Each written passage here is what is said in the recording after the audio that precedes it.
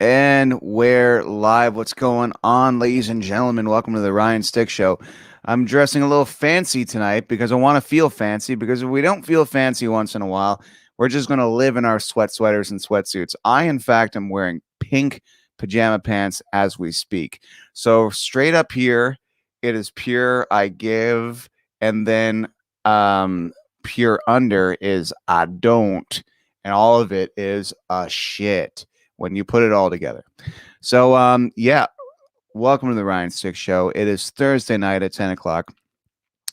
I did not tell anyone I was going live tonight, and we are just going to wing it and have some fun, ladies and gentlemen. So, yeah, I just wanted to comment. My hair is getting fucking long. And it's kind of because at first it was because I didn't want to go to a salon. And then it became I don't want anyone to touch me. And then it all has gone all the way around to, well, I don't really want to go to a salon. And then I thought, how far can I actually take this? This joke, the joke that is the long hair and stuff like that. So we're going to see, until myself gets vaccinated, I think I'm going to let the hair grow and just see how far it goes. Because who knows in life how long I'll have hair for, and who knows how long or what's the other situation it could be where I would have this long rockin' Jim Morrison-y, I play sax for a living if it was 1986, kind of hair for playing sax for a living kind of thing. So everybody out there right now watching, laughing, judging, how the heck are you? How long has it been since Montreal has been in a quarantine, I ask you? I can't recall. I think it's been like 5 weeks or something. 5, 6. If you know the answer to that, please write in the comments below, and I can see your comments right away, and I'll read them, and you can educate me. But I'm assuming it's been way over a month.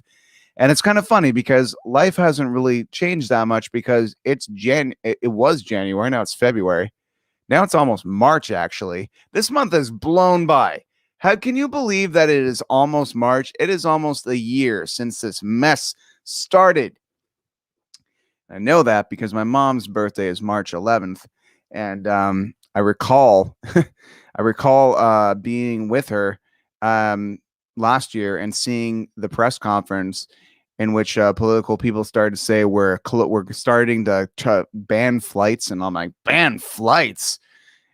Geez, this cold they're all talking about, that's getting kind of serious. And so it's just crazy that's been an actual year, and how as human beings we kind of our ability to adapt to things. Like, I'm pretty sure if water dropped on your head every single hour of every single day, at first it would be the giant nuisance, and then after a few months you'd just be like, it's the way it is. It's the water. Yeah, it's water time. That's what happens. And to someone who's just being introduced for the first time, they'd be like, what the heck? How the heck can you put up with this? But then after a year, you'd be surprised what you would be able to put up with. And when it comes to quarantine and stuff like that, not quarantine, when it comes to curfew, I can't really see myself going and doing that much stuff in January and February as it is. But as we roll into March, and we're going to spend another St. Paddy's Day kind of like not doing our thing, especially in Montreal, where we all play fake Irish for a day and use that as an excuse to get drunk at 10 o'clock in the morning in public. It's going to be a little different. And last year, I distinctly remember kind of like all this stuff was really new. And I remember like watching the Dropkick Murphys stream a show live on YouTube. And we have a projector screen in our living room, which I installed to watch movies with friends shortly before friends couldn't come over since. And I remember watching that concert on that wall and just getting blasted on vodka. And I hate vodka, but after Melissa and I's Christmas party, it was kind of like the only booze that was left from Halloween. Because on Halloween, I said, hey, I want to try this thing with Rockstar energy drink and vodka. Can anyone bring any? And a bunch of glorious, generous folks brought like 9 bottles of vodka. So there's vodka left in the house. And I remember just drinking it and kind of like in this days of deniability, if you want to put it that way, and just kind of like feeling a sense of normalcy during the most surreal and chaotic, crazy unsure time that I can recall in my entire life. And I've had a weird life and I've had some weird stuff happen to me. But what with the weird stuff, I kind of knew what was happening. When I broke my jaw, I'm like, someday this jaw will heal. So, when you're just watching the Dropkick Murphys try to kind of like, if there was no COVID, there's a chance it would have been too cold to do anything this year.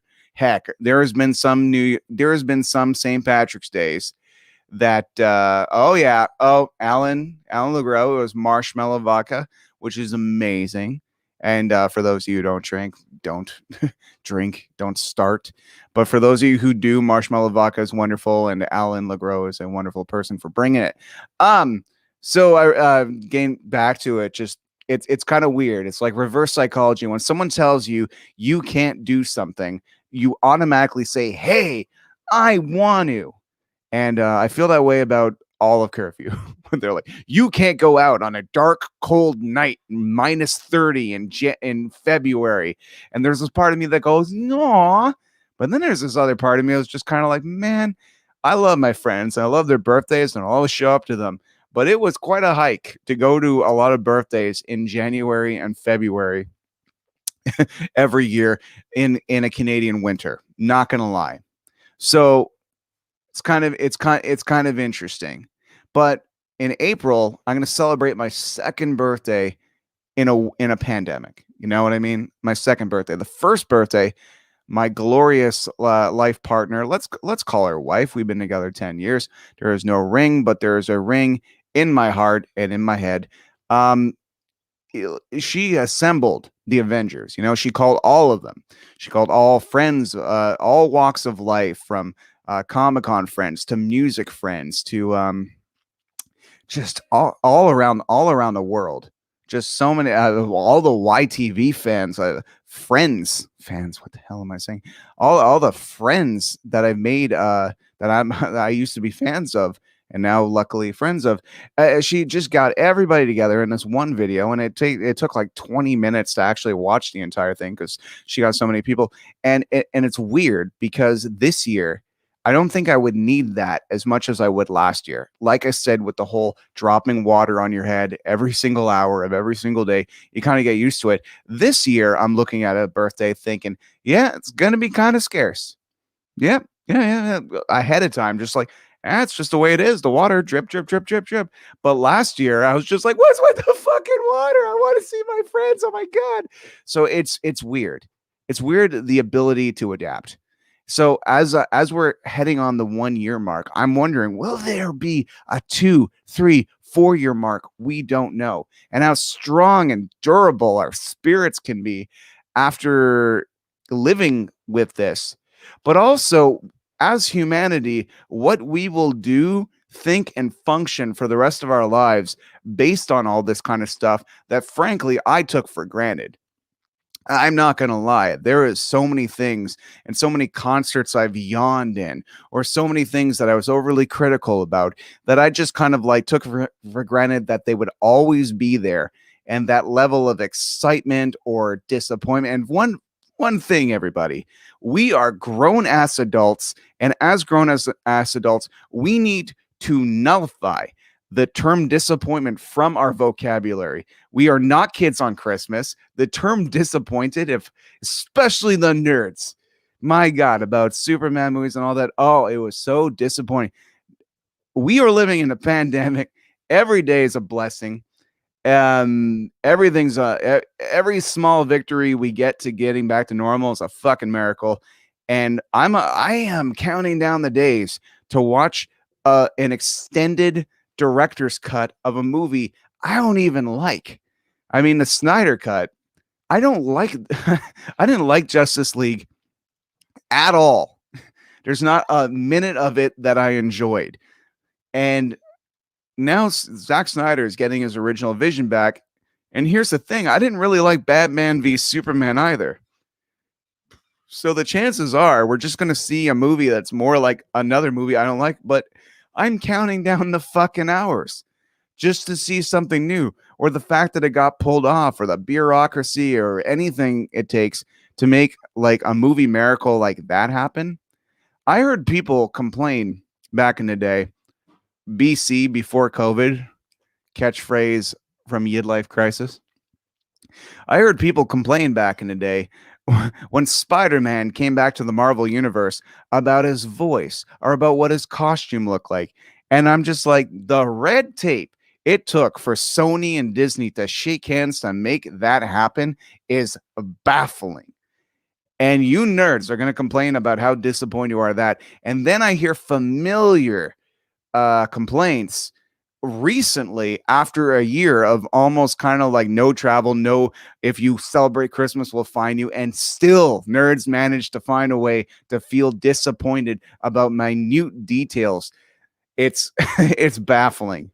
But one thing I can say, I can't say what I was in, but I was in I did a scene in a movie recently. I can't say what I did in it. I sound like Tom DeLonge talking about aliens, but really I'm just trying to respect the process of whatever, like the secrecy or NDAs or whatever. Just little minor spoils. But I will say that I was on a set and it was a great set, and everyone took things really seriously, and there was a lot of testing and all that kind of stuff. But the feeling I got from it, I'm just like, I love it that the world finds a way to go on. That's what I will say.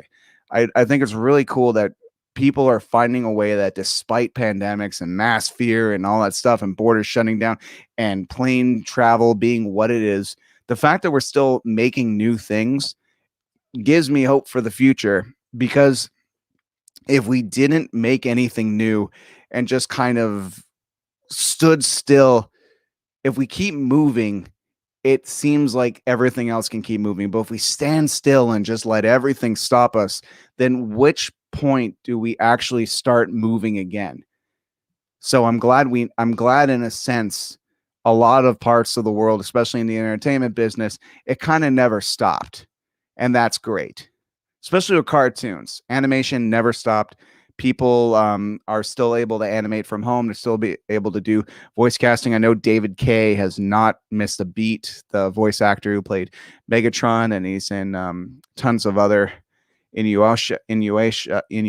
I don't know how to pronounce it. But anyway, all the voice actors are kicking ass. They've managed to figure out a way to do it. And it's just great. I love the fact that we're being entertained. We're getting, later this year, we're getting a new Masters of the Universe cartoon. Animated by the same people that animated the Castlevania cartoon. So this is going to look metal. It's still going to feel like the cartoon in the 80s with just a bit more seriousness, definitely made out of love. But, for you He-Man fans out there, before the cartoon came out, there was the toy. And on the toy, on the big boxes, there was these classically painted He-Mans where his hair wasn't so like, I don't know, a bowl cutty. And everything looked like it should have been painted on the side of a van of some band. That's what it's going to look like. And at the same time, it still is a continuation of that 80s show. And that's really cool. And that's still being produced despite all of this, is what I'm saying. And the fact that we're getting an Invincible cartoon in 1 month from now. 1 month. We're getting an Invincible cartoon. Or I shouldn't say cartoon, animated series. And we're in a few weeks, we're getting Coming to America 2. That has been wrapped for quite some time, but it's actually still going to come out. It's going to be on demand in HBO. No, it is on Amazon Prime. Isn't that wonderful? So Coming to America 2 is going to be on Amazon Prime very soon, actually. And followed by that, this Snyder Cut we're talking about. And followed by that, just a few days after that, we're getting Falcon and the Winter Soldier. That once again, this pandemic kind of like it slashed its tires, but then they changed the tires and they finished what they had to shoot, and then they still moved on. And each and every week, we've all been watching WandaVision, which we're going to talk about in a little bit, actually, because I haven't really covered WandaVision yet. I don't know. I just always was trying to not make sure I was not spoiling things for anybody. But the fact that we're getting this new content in the year of is just astounding. And it's and I'm really glad for that. I'm really glad that we got new video games. There's so much that the resilience, the human race's resilience to things is a lot stronger than we give a lot of people credit for. And I find the last year we've just found so many reasons to just tear each other apart, whether you end friendships, relationships, or whatever. And we're just always being told how fucking different we are, but we're forgetting how fucking similar we are. And it's the same thing where you could drop me in any party in the world. Doesn't matter where the fuck I am, who the fuck I'm with, as long as everybody kind of can understand the basics, even not the English language. If everybody can understand some decent mimery, point me a dude in a Spider-Man shirt and I can have a conversation with him or her or them until the sun comes up. And it does, and it, regardless of political beliefs, religious beliefs, anything, it doesn't fucking matter. If we both like Spider-Man, let's talk. Yeah, we forget that. Hey, what's going on, Tim Ryan? Tim Ryan, how do you get such great guests on your show? Well, clearly not very well, Tim, because I don't have a guest tonight. But sometimes it's a little bit of liquid courage when I send a message. But also, it's how do I get great guests on the show? Reach out and ask. For every great guest I get, there is 30 to 40 people that said no. You know, and it's a little humbling to put yourself out there and kind of feel the sting of rejection sometimes, but at the same time, some people just don't want to be guests on things. And then sometimes some people just don't want to do certain shows because it opens the floodgates and all of a sudden they got to do every podcast in the world. I totally get that too. But for the people that did say yes and stuff like that, I am eternally grateful for. And I hold them above the highest standards of human beings, of how kind and amazing they are. And I just really want to bring up David Mickey Evans, who co-wrote and directed The Sandlot. And for him to come on the show and actually talk to me for 3 hours about The Sandlot, a little bit about First Kid as well. But yeah, The Sandlot, that was a movie that meant the world to me, and talking to him and communicating with some Sandlot fans live on the air was really nice, because it's not just about me. It's about my friend Nick, who's a big Sandlot fan, played ball because of him, went for Halloween as being J.J. Rodriguez. It's about connecting. And when Comic-Cons and that stuff, until that kind of happens again, I just want to give a big thank you to Susan Roman, who played Sailor Jupiter. She was the first live guest I ever did really on Yumi and YTV before I even figured out the technology. And I talked to her on my birthday last year, and then followed straight by Mick Perlis from and we've had some bangers, dude. We've had some amazing live guests, including the band Radium Moon. We also talked to the band Summerled. Like I don't give a shit who the fuck anybody is, as long as they're a nice person. They have a welcome spot on this show, and we can have the best conversations ever. There's people I'm forgetting too. I mean, there's some really. Oh yeah, right. Well, there was Steve from one of the founding members of GWAR. That was the last episode we did. And that was all 2 weeks ago. 2 weeks. And he was, the stories he told. If you're a GWAR fan, go back. Go to the Ryan Six Show Facebook page. Go back a few posts. And make sure you check out that interview, because he tells stories about the day they started GWAR, why they started GWAR, how they thought of everything, how they had to learn how to play while wearing all those masks, how Dave Brocky wasn't even the original singer of GWAR, all that kind of stuff that you just hear from the horse's mouth. And it would be even better if he dressed as a horse on stage, but no, he was the original Saws of Death, I think his title was called.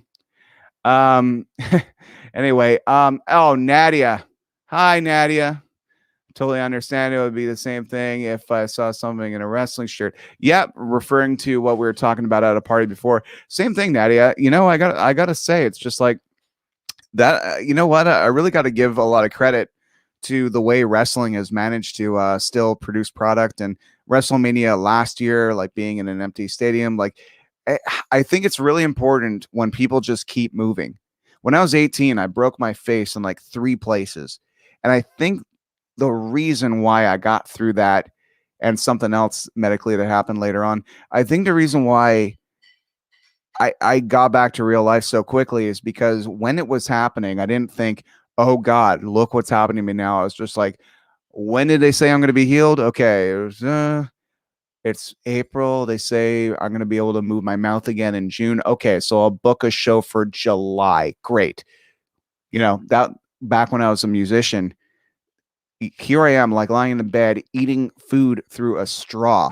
And all I keep thinking about is getting to my next show. And I was not in a famous band at all. And it wasn't a career. And I was just ninth guy who's about to turn 20. And I just was no, back no, actually, no, I was about to turn 18 with the jaw one. And I just said to myself, God, fuck, I got to get fucking back on stage.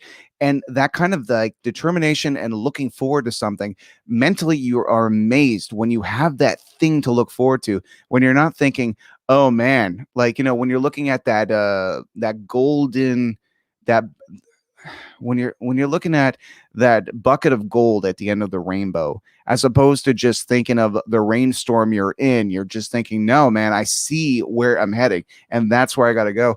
And I think mentally we all need to start focusing on that goal, not that goal, but that thing that's going to make us happy when things get a little less fucked up, as opposed to just thinking about how fucked up everything is. And I think that's a big problem with a lot of things that they're showing us. They're always just trying to remind us with Scared Straight programs, hey, don't fucking smoke, don't fucking smoke, wear a mask, wear a mask. I think if we just all kind of just play ball a little bit more with less eye rolling, less whatever, I think we could just all start focusing on, okay, cool, let's stop complaining in line and let's just focus on where the fuck we're going. I think that'll be a lot more counterproductive than what the fuck everybody's been doing this last year. Hey Yannick, what's going on, dude? So yeah, Tim Ryan, thank you. You have a really cool last name. From now on, my name is Ryan Tim. Okay, we're gonna have a cop show, or a buddy cop show where people say, "Hey Ryan," we both turn our heads, and go, "Meow." Yeah, it'll be great. Um, so big news this week on Tuesday, Disney, Mickey Mouse decided to turn into, apparently merge with Fox. Well, it has been, in theory, Disney and Fox have been merged for a while. Fox was acquired by Disney quite some time ago, but Disney kind of finally used that power to uh, level up as a Digimon, you could say, or turn into or turn into a Megazord. And the Disney streaming app, which used to be exclusively kind of just Star Wars, Marvel, and Disney stuff, has now shown a bunch of original series and movies of Fox glorious. I'm not saying that right. It is now showing basically Fox's gloriousness from 40 years of filmmaking, and just kind of dropped all at once. Like 500 new titles got added to Disney Plus in an extra appendage, you can say, of the app, that if as soon as you update or you go into the settings and pretty much say mature MC, like mature audience, which means I can watch some tits and blood and it's all good. And if you don't have kids, it doesn't require a pin or anything like that. So Disney Plus just basically dropped all this kind of stuff, and was just such a mind fuck to see Predator and Alien and Deadpool and Logan next to Mary Poppins Returns, and seeing Family Guy and Futurama appear on the same app as The Simpsons with Bob's Burger. And you're like, fuck, if you're ever bored, you could just kind of have your own Sunday night animation lineup. And it's just kind of amazing that all that kind of stuff is happening. And it's yeah, it's just absolutely wonderful. It's absolutely wonderful that that's kind of happening. But at the same time, you're like, everybody has their own business and they know exactly what's happening. The Mandalorian's calming down. They gotta keep it going on. WandaVision got attracted a lot of new people. Also, Captain Falcon and Winter Soldier will carry that torch. But all that kind of Fox stuff kind of like nullifies the use of other apps. Like Netflix still plays Family Guy, but then you have these other people kind of underbidding them. You're like, yeah, you still want your Netflix? Well, guess what we got? So it's interesting, and also with the rise of HBO Max and all the theatrical films going to be premiering on HBO Max. Yeah, I think Disney had to kind of like wave its dick around and make sure that it wasn't just exclusively like a Star Wars, Marvel Disney app, and much more accessible. For instance, for the last few days on Disney Plus, I've been watching Cougar Town with Courtney Cox, which is a great show, and it's badly named because about 4 episodes, it's kind of about her dating younger guys because she got divorced, but then it just becomes about the friendship she has and the the love affair she develops with a very age appropriate neighbor. And yeah, so I know they wanted to change the name at one point, but they really couldn't. And but the show ran 6 years, and it's hilarious. And Ian Gomez is great in everything he does. And I can't remember what her real name is, but I know her name. She played Kate on the Drew Carey show. She's absolutely awesome. It's just a great show. Cloak and Dagger, by the way, anybody else check out Cloak and Dagger? That was on a channel called Freeform. And that is about two smaller type of Marvel characters that I was only familiar with the Maximum Carnage video game as two of those people that kind of like showed up when you needed to transport somewhere. Or if you pushed a button, Dagger would come down, throw things at everybody, and Cloak would make you disappear and go to the next level or something. But the show is really cool, and it doesn't feel kind of like your typical. It's not a CW show, of course, because CW deals with DC, but also just the way it's filmed. And if I can say, it's not oversaturated, like the colors aren't like red and blue. It's a little bit more muted, and it's a little bit more intimate. And it's not the type of show that's just like punching in the face will solve everything. It's not that type of show. It's about two broken human beings that happen to get these powers as a kid when they're kids, and when they're together the powers activate, and when they're not together the powers don't. And that kind of like the codependency, but not really. I don't know, it's a cool show, and if it's not for you, whatever, but it's there. It's on Disney Plus, aka Stars, and I check it out. I mean, it at the very least, if you have any interest in it all, check that out. What I really want to bring up is My Name is Earl. My Name is Earl, during like what I consider the truly greatest run of television, started around this time when The Sopranos starts everything, of course, but I just remember like in the mid to late 2000s, before 2010, all of a sudden, like maybe 206, 207, all of a sudden TV started getting really good. And they started filming TV like they were filming movies, like you can like your How I Met Your Mothers, which by the way is also on Disney Plus / Stars. And you can like your Big Bang Theory, but TV shows started to try a little harder when it came to their productions, like what they look like. And My Name is Earl easily is shot like a movie, even though it's about some white trash who mean well. It's really just takes you. It really takes you somewhere, and I love the message in it. Just do good things happen. Do bad things happen. But it's just, even in the beginning, it's like, I'm just trying to be a better person. And it's really cool to see him become a better person. I think, yeah, like if you've never seen My Name is Earl, check out that pilot episode till the end and kind of watch the gears kind of turn in Earl's head of him trying to be this better person, and how it's not easy to become a better person. You don't just say to yourself, I'm going to be a better person today, and it happens overnight. No, it's a long journey, and to change kind of like bad habits in your ways and all that. So it's just absolutely fascinating. Love My Name is Earl.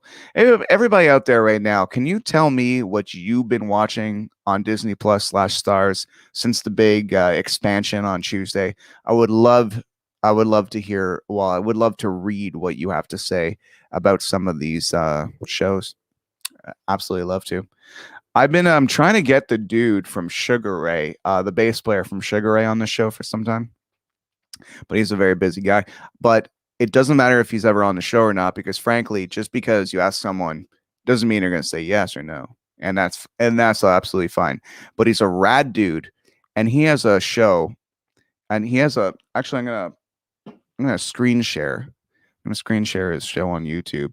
It's absolutely awesome. So what he does is he goes through every Sugar Ray song in history, and he shows you the bass parts, and he goes through the bass parts, but he also does these great breakdowns of the Clash, and he gives bass lessons on his YouTube page, showing all the parts of the Clash, and it's really really cool. I'm just gonna bring this up right now. Someone mentioned Burn Notice. I'm gonna go back and talk about Burn Notice. I've never seen Burn Notice, to be honest, but okay. So Murphy Cargus is the name of the YouTube channel, and yeah, he says it basically, if you see Sugar Ray Someday song breakdown, he breaks the songs down and he tells a story about how they wrote the songs too. And it's just I like, as someone who's like not even seen heard all of Sugar Ray's albums or whatever, I just really got into the idea of how humble and cool this guy is, selling millions of records, and is a great fucking player. Like when you really listen to Fly and you hear all the bass lines and stuff, or even Someday, just the littlest things in Someday, we're like, man, this guy's a good player. And then when he plays the Clash, you're like, oh shit, okay, clearly this guy's got great fucking taste. You listen to all this, but what I love about anything is storytelling. Fucking love it. And Krista Makes from oh god, from Less Than Jake, he has this great fucking podcast I've been obsessed with. Like, I love podcasts, like I love Talk is Jericho, where he talks to wrestlers, rock stars, and paranormal people. But Krista Makes was something a little different, because here's a guy who's talking about, pardon me, too much energy drink. Here's a guy who's talking about basically what it's like to write a song, and he interviews these people, and the first episode is John from Goldfinger, and he talks about writing Here in Your Bedroom, and how Goldfinger came to be, and recording the first demos, and how he produced the demos. And I didn't, even though I'm not a Used fan, he produced the Used first 3 albums. I didn't fucking know that. I didn't even know he was a producer, nevertheless a very successful one. So learning that kind of stuff is fascinating, but hearing him talk to Mark Hoppus about how Mark wrote What's My Age Again in like 10, maybe 10 minutes in his living room, and it used to be called the Peter Pan Complex, and he wrote that intro to What's My Age Again. You're like, he wrote it because he was trying to figure out on guitar what the bass line for JAR by Green Day was, and failing. And as a result, coming up with a new song. And that blows my mind, because he's like, oh yeah, his favorite Green Day song is JAR, which is from the Angus soundtrack that I bought for $18 just so I could hear that song back in the day on CD, because the movie only had so much of it. And later and earlier this year, oh, not this year, last year, on this show, I interviewed the writer and director of Angus, well, co-writer and director of Angus, and the star of Angus. So interviewed Patrick Reed Johnson and star Charlie Talbert, and that blew my fucking mind. Sometimes when humanity figures out a way, instead of saying like, oh, I can't see people and people anymore, fuck it, I'm not going to do the show anymore. It's really nice to, like, I've made connections with people that I have been a fan of my entire life, and it's been so fucking humbling and happy. And I don't have a zillion viewers, I don't have a zillion subscribers, but what I can say is, I like, some of my heroes that I just worship the ground they walk on know me by name, and and seem to have a genuinely pleasurable experience when coming on this show. So that's all I can say. I don't do that fucking thing where it's like, you talk to somebody, and by the end of the conversation, you're like, holy shit, this person's really a big fucking deal. And then you look and see like, no, you're not. I don't fucking do that. Can't do it. Yeah, I'm my dad's son. Just can't do it. And everyone else who can do that, congratulations. Is actually how you become successful. Is that fucking bullshit until you're successful. I can't do it, man. Came from a different school. But anyway, all the power to them. Okay. Oh, I always wanted to hear a DV commentary for Angus, and that interview was closest to we all have as fans. Tim, I'm glad you said that, man. Thank you. I feel the same. I feel the exact same way. In fact, Patrick came on the show again to do kind of a watch along slight commentary of a movie he did with Christopher Lloyd called When Good Ghouls Go Bad. And that is a movie about Halloween in the best way possible, because it's not just a movie that sprinkles Halloween in it. Halloween has to happen, like the greatness of the movie Trick or Treat, except this one is for kids when good ghouls go bad. And the story was by R.L. Stine, and it was filmed in Australia. But thanks to some clever digital coloring of leaves, it's one of the most Halloween movies I've ever seen. And it's this lovely, strange little movie. You could see it on YouTube actually. So When Good Ghouls Go Bad, and Patrick came on and we did a live watch along of it, and that to this day is the only commentary ever of that movie in any capacity. And it is just it is so fucking amazing that actually happened. I'm actually I It's not that I forgot. It's that it's been kind of a long year, and like I said, the best way to keep moving forward is to just keep looking towards the future, and just don't stand in the moment and soak everything in, because that can't be the best thing that happened to me yet. You know, I just want other great things to happen, so I don't allow it to be like, oh, and good enough. It's like, no, nothing's ever good enough. You're going to keep going, and then when I'm then when I'm old and gray, we'll all get together and talk about the awesomeness that is me. No, that's not going to happen. But yeah. Hey, what's going on, Anime John? How is everyone tonight? Well, everyone tonight's pretty good, John. You still owe me that a picture of a certain YTV show, if you get my drift, Anime John.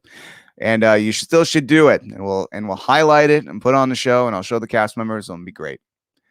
Hey, Anthony Farina, you can check out if you go on his page, he does musical covers in which he plays the bass guitar and drums in a lot of them. And good for you, buddy. I can't do that. I can kind of play drums. I definitely can play bass, and I play a big guitar, but that kind of like concentration and time, like I tip my non-hat to you, sir. Yeah. Oh, Tim Ryan, I would love to see you interview Fred Decker. Tim, he is my white whale. I have been pursuing an interview with him for quite some time. But if you, I'm not sure if you've seen it or not. But last October, we had not one but two members of the Monster Squad, Andre Gower, who played Sean, and of course, of course Rudy, played by Ryan Lambert. Sorry, I was freezing there because I'm like, I know some Ryan Lambert fans that are seriously hardcore fans, and I'm like, if I fuck up his name, I'll let them down somehow. They both came on the show around Halloween, and also on my other show, You Mean YTV. What's really fun is that I guess this is a reflection show of the fucking prior year. That's what it's turning into. And also Ross Hall, who played Gary on Are You Afraid of the Dark, and Daniel DeSanto, who played Tucker. They played brothers on Are You Afraid of the Dark. They were on my other channel, You Mean YTV, around Halloween too. So I thank you everybody for humoring me and not embarrassing me, and like coming on the show and entertaining the troops, because I think last year we all kind of like needed that kind of entertainment, and now I think people are getting back into their own lives, and a lot of people are able to go back to work, and despite quarantine or whatever, people are kind of feeling a little like less intense. But if at any point when all you heard in your head was the screaming of self-doubt and my nasally voice kind of like kind of was louder than that voice you were hearing that was making you feel dread, then I take it as an honor, and thank you very much for listening to my show at such a strange fucking time. Because when I'm like one of those dudes playing violin on the Titanic. When the ship's going down, I would have been dancing like everybody in the bottom floor, just in the middle of it's it's a nervous complex. Um, oh yeah, and by the way, everybody, you definitely got to check out Wolfman's Got Nards. Andre Gower directed this Monster Squad movie about Monster Squad fans. It's a documentary about the fandom of Monster Squad, and it's absolutely beautiful. And I ordered it from my best friend Jason because me and him grew up loving Monster Squad together. If I am Sean, he is definitely Patrick, and my friend Marco is definitely Rudy. So yeah, we I don't know, we just love that movie, and what's really nice about it is that there are documentaries about the making of Monster Squad that you can get in a very rare DVD now. Apparently, the special edition of Monster Squad that is not easy to find anymore.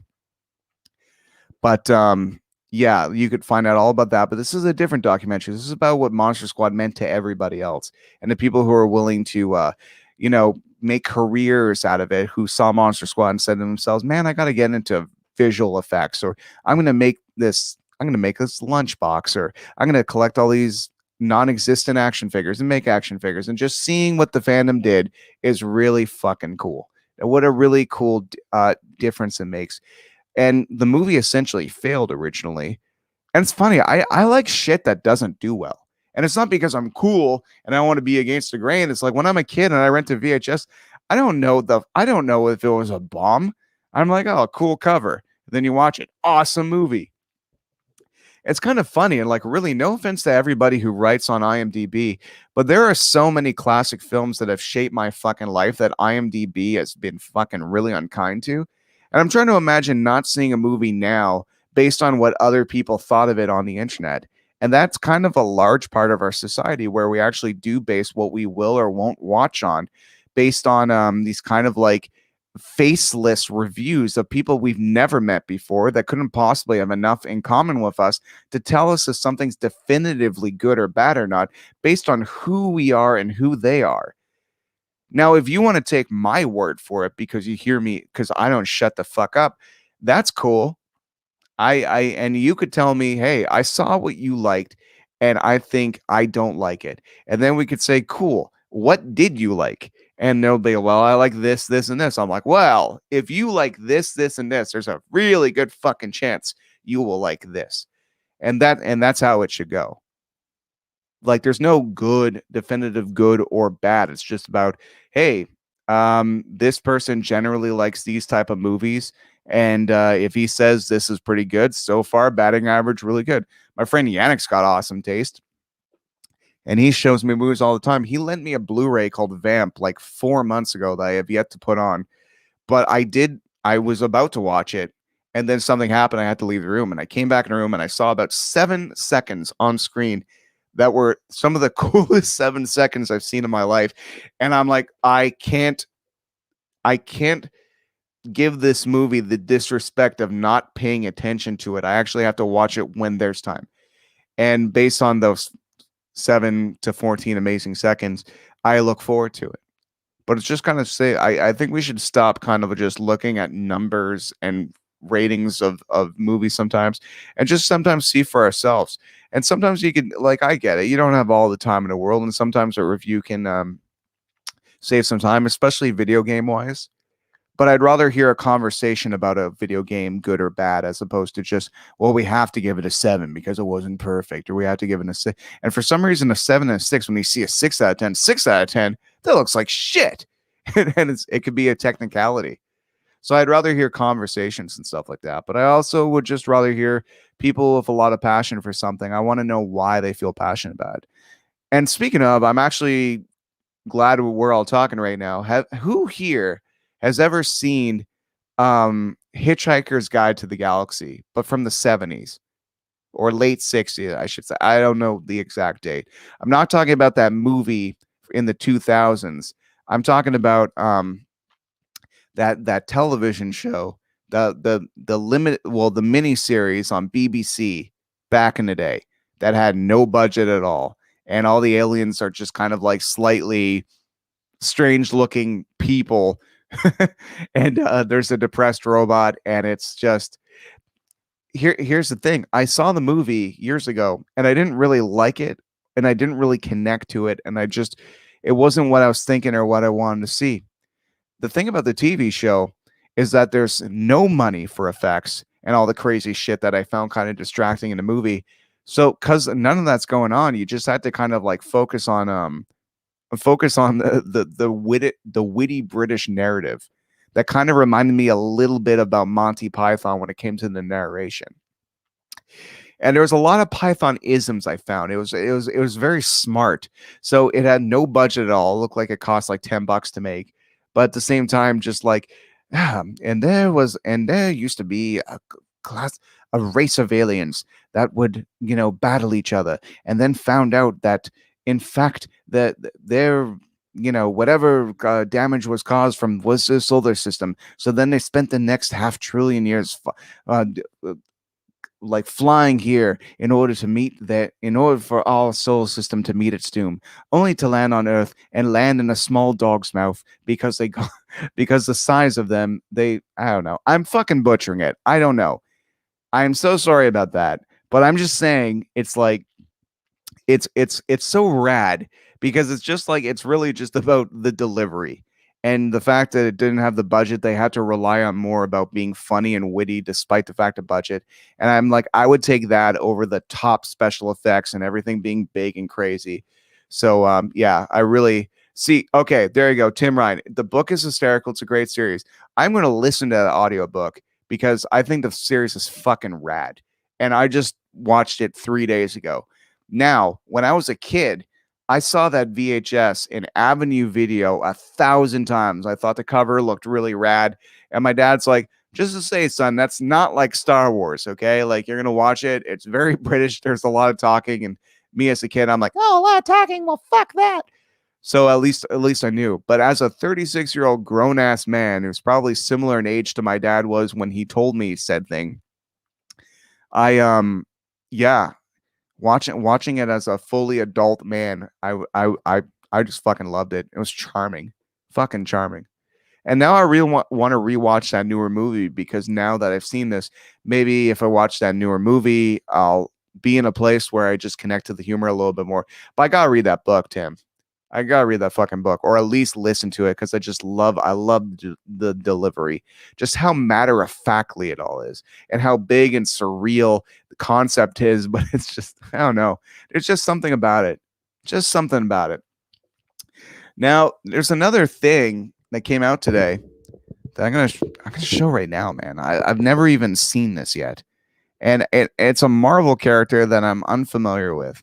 Modok, I think.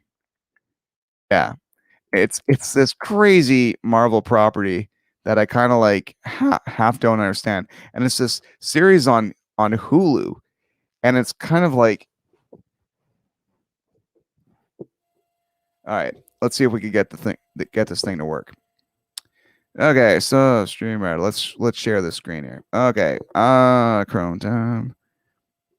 Let's watch this together. I have yet to see this. Okay, so we're gonna discover this together. I don't think I shared this right. I apologize. All right, 1 second. I'm gonna reshare this. Okay, I'm gonna make sure the volume's on. There we go. Now we're gonna do this. So it's voiced by Patton Oswalt, and I'm thinking that this is probably Time like to hilarious. Change the world by bringing it to its knees. Am I good businessman? Yeah, about that. We're bankrupt. What? You are hereby relieved of your status as CPA Supreme and as a living person. I still need to do your personal taxes. I'm doing this so they don't pull our feet off YouTube. Okay. This looks fucking rad. Oh my god. MODOK! And do you know Such a strange what MODOK character. stands for? Mental organism designed only for killing. For killing.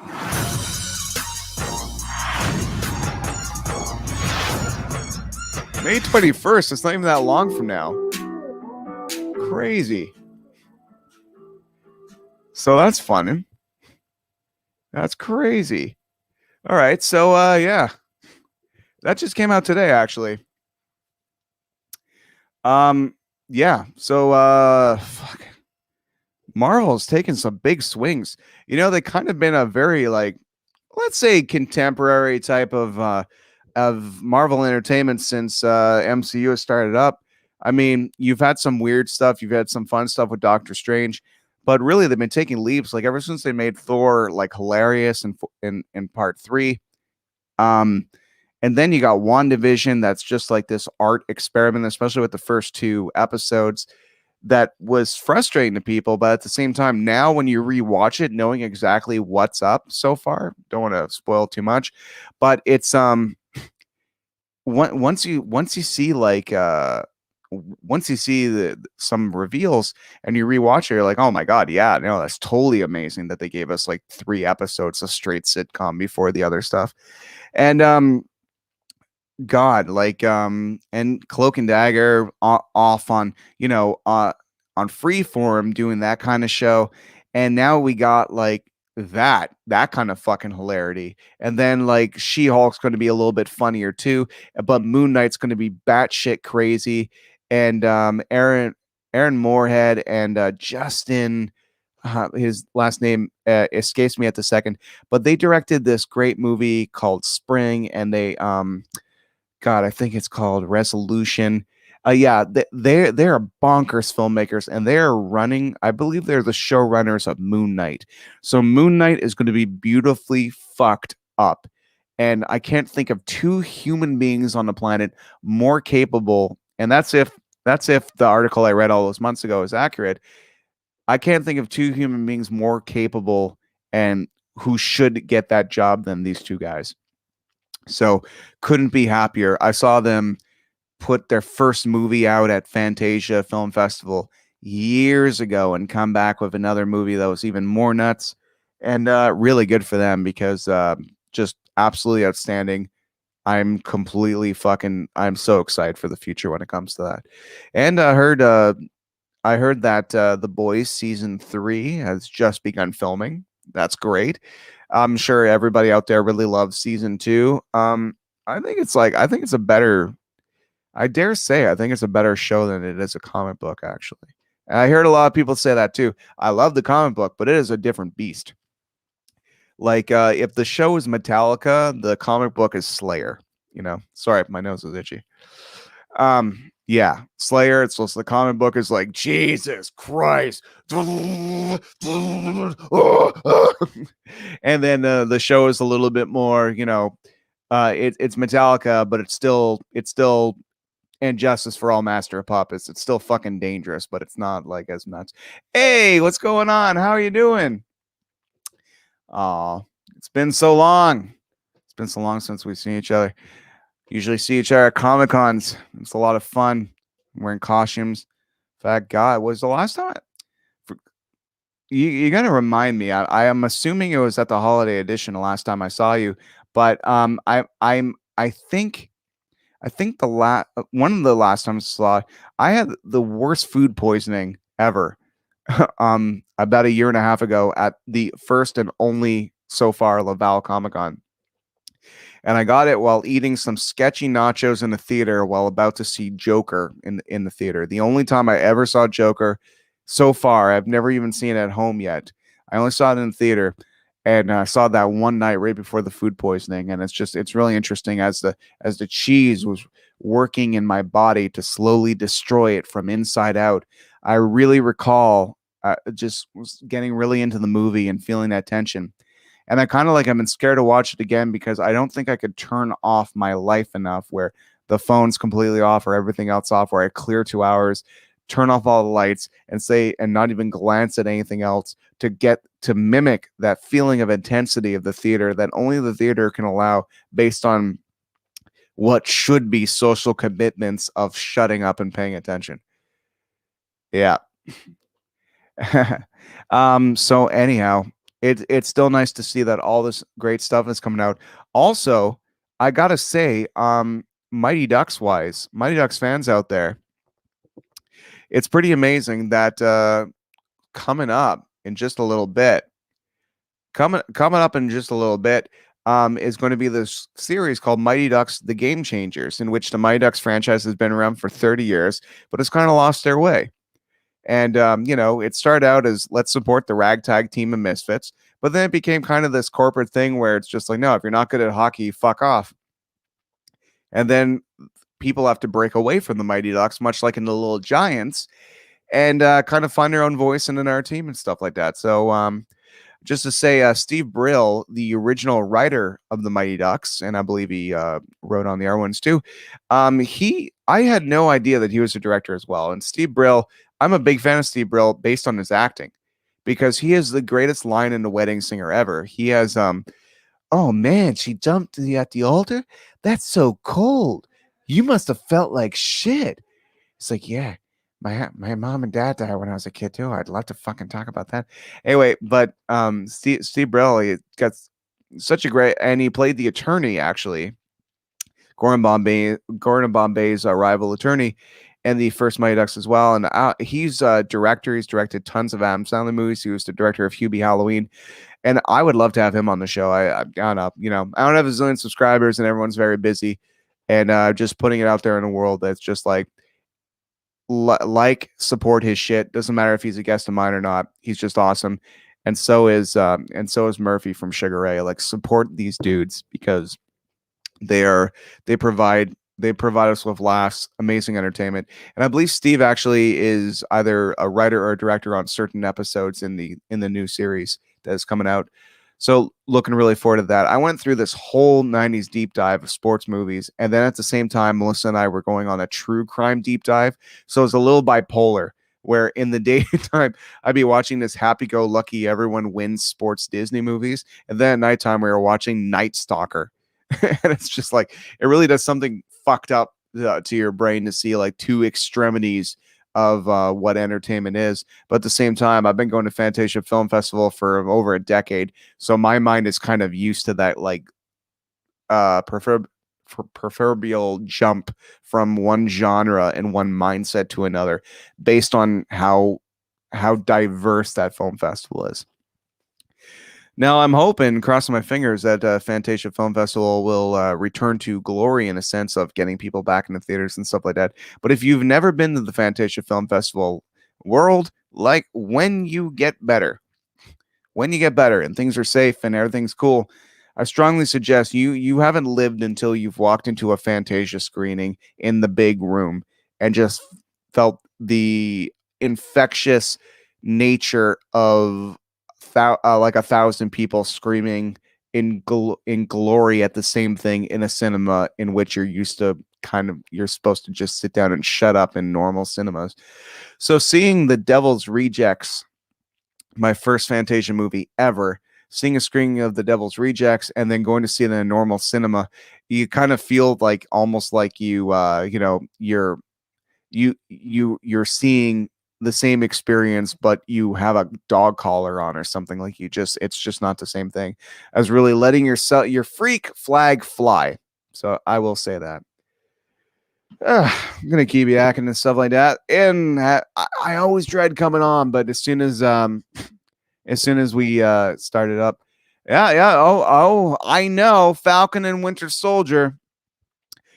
The Winter Soldier is my favorite Marvel movie ever, and that is where we are introduced to the Winter Soldier character, not Bucky Barnes, of course, but the Winter Soldier character, and of course the Falcon. And the fact that this is an extension of that, it's quite amazing. And just the stories we see behind it, like you don't really see a lot of it in the trailer, but what's really cool is that Sam Wilson is given the shield by Steve Rogers. We all know this.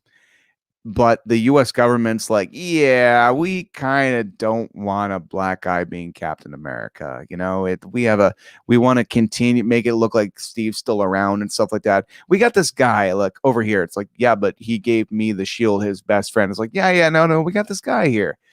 And the character that he gives the shield to is the character that inherits the shield from the U.S. government is actually the same name as the guy who played who is the U.S. agent in the comic books.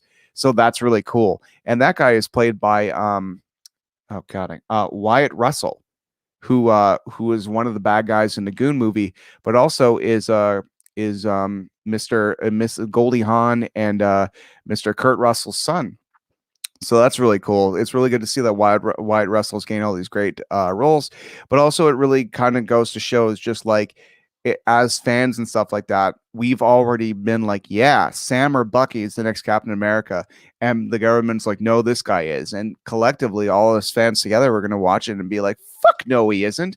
So that's actually kind of like gives the series even more of a pull of why Falcon needs to kind of earn his stripes, if you can say. And filling Steve's shoes, how you don't just jump into the deep end, unlike the jerk that the army hires. He has to kind of find his way into stepping in the shoes of a living legend like Steve Rogers, and that's going to be a really interesting thing. And also, Baron Zemo is back, who is the bad guy in Civil War, and he is going to actually be wearing the mask and stepping up in a more supervillain fashion. Now, this series will not be as long as WandaVision, but if you look at these trailers, you can definitely tell that some people put some fucking money into the show. It is literally, yeah, no one has slacked when it came to that. So anyhow, I hope everybody has enjoyed watching this broadcast or whatever. I think we're going to call it a night pretty soon, because I know people have stuff to do in the morning and stuff like that. And yeah, one sec, I'm just writing a secret message.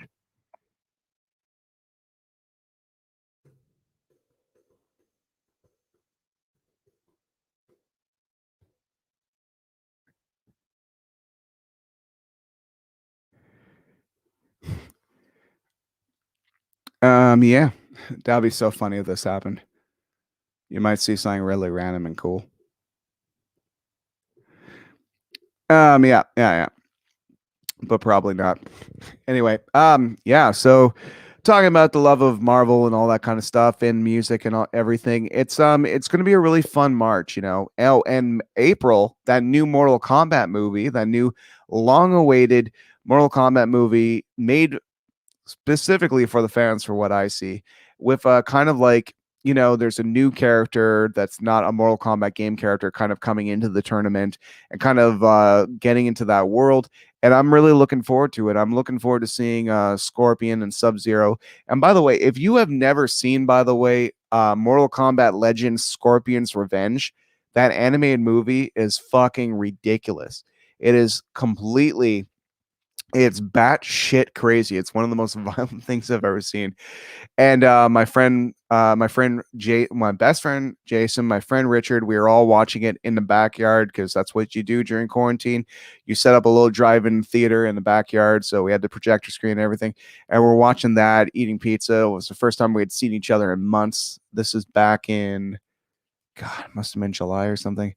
And no, maybe August or September. I don't know. Doesn't matter. Anyway, we're watching it all together, and that night was special because, well, not only was the movie rad, but seeing my friends again was super cool. But at the same time, it was so surprising to see how good that movie actually is. Because a lot of times, like, gore is kind of like, it's fun, but the story was fun too. Scorpion's revenge, and you may be asking yourself, well, revenge against what? Did Sub-Zero beat him in chess or something? No, Sub-Zero is a bastard, and and kind of pretty much murders Scorpion's entire ninja clan. And Scorpion, like it's very Spawn like, actually. The origins of Scorpion reminds me a lot of Al from Spawn. So yeah, if you're into that, definitely let me know. Check it out. It's fucking great. In March, my birthday, well, I'll maybe celebrate alone. Aw, with friends. Hope to see my friends go in the con soon. Yeah, I get it. It's so fucking weird. It's so crazy. Oh, all right. Hey, what's going on, Browntown? It's been a while. How you doing? Great. Um, let's see. Is Disney making the same Star Wars mistake with Disney Plus as they did with many films too close together? Do you think less is more? You know what? We were supposed to have had Winter Soldier and Falcon last August. So when it comes to the less is more factor, I think when it comes to Marvel, yeah, sometimes they do fuck up. For instance, Inhumans, less is more is better than kind of like them throwing together a show because they said they're going to throw a show.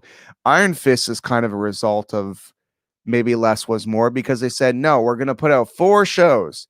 And they put in all their effort into Daredevil, and they're like, well, that was good. Let's make a season 2. And then they make Jessica Jones, and that's a huge hit. And Luke Cage, also a huge hit. But then they kind of like blew out all their steam, and they're like, well, we said we're going to make Iron Fist, and we need to do that because we need to make Defenders. And creatively, prior to Endgame, and Endgame Infinity War is just is a miracle, and it is a treasure of the world that it all came together and all was done that well. But Defenders is kind of forgettable. Like, and no offense to anybody who worked on it, but really aesthetically, when you think about Marvel historical moments, can you really think about any single moment in Defenders that makes you go, holy shit, I gotta watch that again? Because I can tell you 50 moments in the Avengers movies, especially the first one and in Infinity War and Endgame and Captain America Civil War, if you will. I could tell you shit tons of that. When it comes to TV shows with Daredevil, I could tell you a shit ton of moments that made me go fuck, like the first entire episode. Um, but yeah, but when it comes to them saying, yeah, we're going to do everything, and then when they have to go and follow through, you could always kind of feel when something's really inspired and something's really not. Iron Man 3 did not feel as inspired. Iron Man 2 and 3, let's say, did not feel as inspired as Iron Man 1. Now, and Thor Dark World, which is arguably the worst movie in all of Marvel universe, said by many people, it's not just me. I think I just cared the least while watching the cinema. I'm just like, I feel fucking nothing. For them to turn around and like what Marvel always has to do is when you do too much, which is in the history of the comic books with the Clone Saga and not Age of Apocalypse, but let's just say a lot of things in Marvel universes with their big crazy long storylines. Sometimes they just milk it, and sometimes they go on a little too far. Whenever they kind of reboot themselves and say, well, let's tell the story in a different way, I think nothing said. Like Thor Ragnarok was a mostly improvised movie, which is usually how films are made in a way that would annoy me, but I think it's actually the shot in the ass that Thor franchise needed. And the Guardians of the Galaxy, I mean, you know, part 2 was not as good as part 1. It's still a great movie, but now James Gunn with the firing and the bringing back, when we eventually get in our Guardians of the Galaxy movie, it's gonna be fucking great because everybody involved has had like 4 or 5 years to think of what to do, as opposed to, all right, well, the momentum, we got to keep the momentum. So it's so different when you're inspired and when you have to. I always said that. And I would love it if people, and with the pandemic, sometimes they've just had time to develop things more. We're going to see the first few shows. I mean, Star Wars TV shows, they just announced 10 of them. Is that a good idea? No, it's not. But I think Bad Batch and a few other shows are all going to be kind of told differently. Some of them will be animated series. Some of them will be, pardon me. Yeah, my nose gets built up. Part of me always thinks like, yeah, sometimes less is more, but it depends what you're doing with it. As long as you're always inspired, I don't think people should just announce things ahead of time. I think they should announce things when they want to. And I see sequelitis really hit movies hard.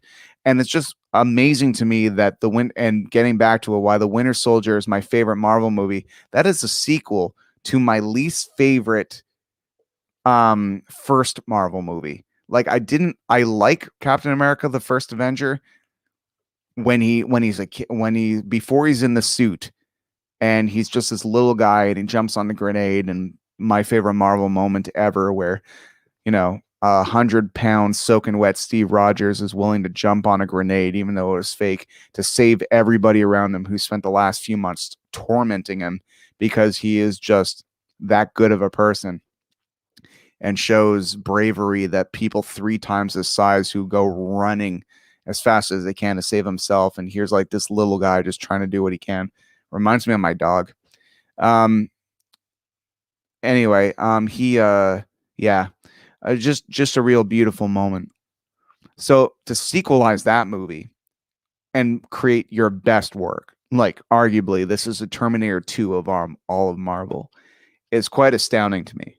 And you would think like a sequel wouldn't surpass it that much, and even Captain America's the Civil War puts it up even more. So in a way, Captain America is the most successful, consistent franchise within the Marvel universe, actually. Because you'll look at Iron Man 2. Iron Man 2, it's I like it, but not a lot of people do. I really did not connect with Iron Man 3 that much. And some people like it more or less or whatever. But just to say, like, Captain America so far has had the best batting average. So the fact that this show, Captain Falcon and the Winter Soldier, is a sequel to the Captain America franchise is what makes me the most excited about it, actually. So yeah, that's really fun shit. It's really fun shit, and it's amazing 11 years later to be talking to everybody like this when I remember the summer when The Dark Knight and Iron Man 1 came out. I remember it very well, and the Hulk as well. Tim Ryan said I did not like Daredevil and Jessica Jones. I agree on the MCU Hulk. Sounds good to me. Yeah, you know what? You don't have to like Daredevil. That's one thing. You do not have to like anything I fucking say where I'm like, oh, I dug it. If you don't like it, I'm not going to take it personal. And nerds, we got to start fucking doing that, okay? We really got to start saying if someone doesn't like the movie you like, it's not they don't like you. It's that it doesn't pertain. I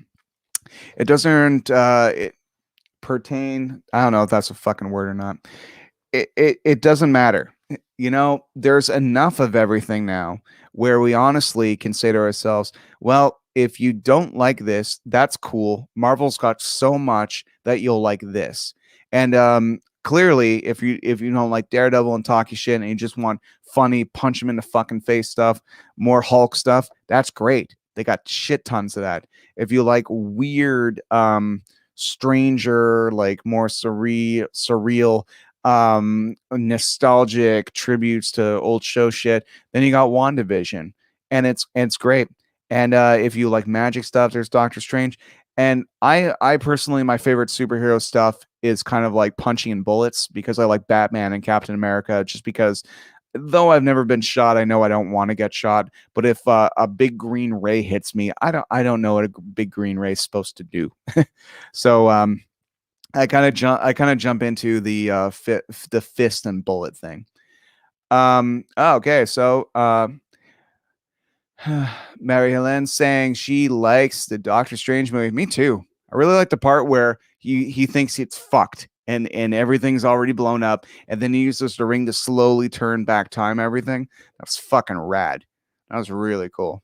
I'm looking forward to more Doctor Strange, and Doctor Strange, Benedict, great role. And I'm looking really forward to seeing more WandaVision in just a few hours, actually. If I'm actually awake at 3 o'clock in the morning, maybe I'll even see it. But traditionally, Melissa and I, we get up and we watch WandaVision and have coffee every Friday morning. And it's been a lovely way. It's what's great about WandaVision, and everybody out there, if you like are not a WandaVision fan, WandaVision has gotten so many people that aren't into Marvel and interested.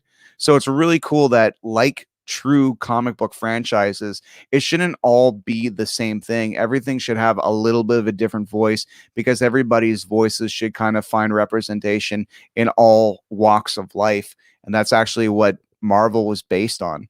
You know, like DC's, like if you look at old DC comics, you can't even really tell if, like, you know, people are talking, and it doesn't matter if it's the Atom or Green Lantern. It's really could be, the dialogue could be given to anybody. But Spider-Man's dialogue is Spider-Man's dialogue, you know, and Professor X's dialogue is Professor X's dialogue. And all the characters, really, everything they said had a little bit more weight to it. You know, definitely very, very, very, very cool. All right. Okay, so we got some fun stuff happening here. Can we talk thumb wrestle for for movie dominance? I'm not sure what that is. Yeah, okay. So Inhumans, people are talking about, oh wow, there's a whole conversation that's awesome. Okay, Browntown, you love Iron Fist season 2. So do I. Because they kind of course corrected themselves, because with Iron Fist season 1, like I said, they kind of just made it because they had to, and they were just rushing. They cast the guy, and whatever. People didn't want to train as much, or if they did or they didn't, I don't know. That's all hearsay. But Iron Fist season 2 was actually way more focused. You can kind of tell everyone's like with season 1, like, yeah, we kind of fucked up. Let's make sure season 2 is more of a thing. And season 2, and with Misty Knight was showing up, and the Daughters of the Dragon, it was actually fucking rad. So if anybody out there, if you just kind of like want to breeze through season 1, but if you really want to see some Iron Fist redemption, season 2 I find way fucking better. Very cool. And then Browntown says, I love MCU Hulk. I would love a MCU Hulk movie, though the studio wise that's difficult. That's true, because with Universal they have a deal saying that you can use the Hulk in all your movies, but he can't have a standalone movie. He has to be in other movies. So that's actually why they kind of like did World War Hulk, but kind of put it into Thor Ragnarok, which was very clever. But I also want to see, because of this multiverse of madness, I want to see Hugh Jackman go against our Hulk, and it would be kind of interesting because now he's Professor Hulk. He'd have to kind of like, something would have to make him go savage again to kind of like make that storyline work. But that would be very interesting, because you could have kind of an old man Logan in this universe if you don't want to have a Wolverine right away. I don't know. Recently, this week, everybody, I fucking forgot to say this, and I would have a lot more viewers if I had mentioned this at first. But there's this video that Tom Holland, or Far From Home, or fucking, yeah, let's watch it together, actually. That Tom Holland was in. Spider-Man. Yeah, where they reveal the new name of the new Spider-Man movie, and it's really in a really cool way. So let's do that right now. Share screen. Okay.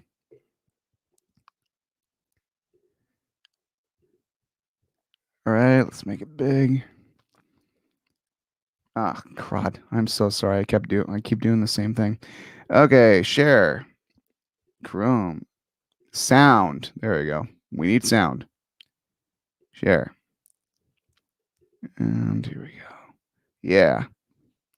Let's watch this together. All right, so Gave us a fake name again. again. Not shocked. Dang. I just don't understand why he keeps doing this. You don't understand? I Really? feel like it's pretty obvious to Yeah. spoil things. I don't Your thing. spoil things. Your thing is Name me to one So we thing don't I've get kicked actually off spoiled. YouTube. The last movie title singer.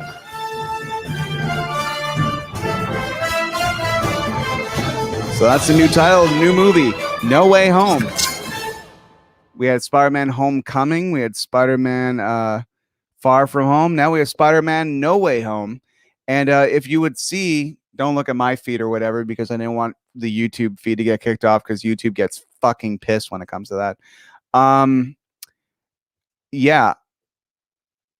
Anyway, so it's what's really interesting about that is that Peter is wearing a shirt that has like X and 4 on it, and it says X finds 4. Now, this whole kind of idea is to really psych people out, but the thing is that John Watts, who's directed all 3 of these Spider-Man movies, he's also directing the Fantastic Four. So there's a very big possibility that some Fantastic Four casting could show up in the Spider-Man movie, which coincides with Doctor Strange in the Multiverse of Madness. So Spider-Man really, I mean, at this point, at the end of the last movie, people know who he is.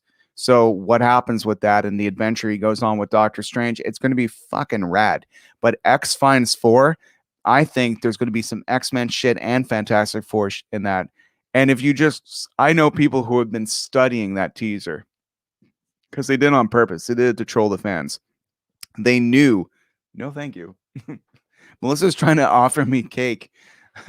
I'm like, sweetie, it's very debilitating to my ability to yak while chewing.